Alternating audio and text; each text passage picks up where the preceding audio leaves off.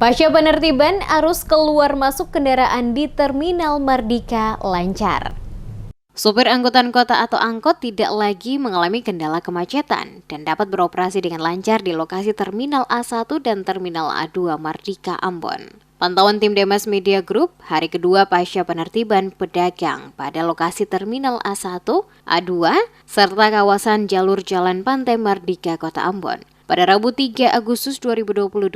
Terlihat aktivitas kendaraan berjalan lancar, khususnya yang melewati Jalan Pantai Mardika.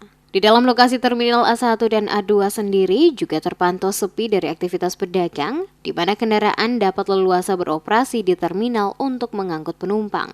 Ahmad, salah seorang supir angkot yang sehari-hari melayani rute jalur Lin 3. Saat diwawancari tentang penertiban yang dilakukan, mengungkapkan dirinya mendukung penertiban pedagang. Karena dengan adanya penertiban ini dapat mengurangi kemacetan dari ruas jalan kantor PUPR Provinsi menuju ke dalam terminal. Ahmad juga mengatakan jika pedagang telah menempati terminal untuk berjualan pada pukul 16.00, otomatis angkot tidak dapat beroperasi dengan baik sehingga menimbulkan kemacetan di jalur masuk terminal. Ia mengatakan dirinya dan sesama supir angkot lainnya mendukung penertiban yang dilakukan pemerintah ini sehingga tidak menimbulkan kemacetan yang juga berdampak bagi mereka. Penertiban ini kan bisa mengurangi kemacetan di luar sana.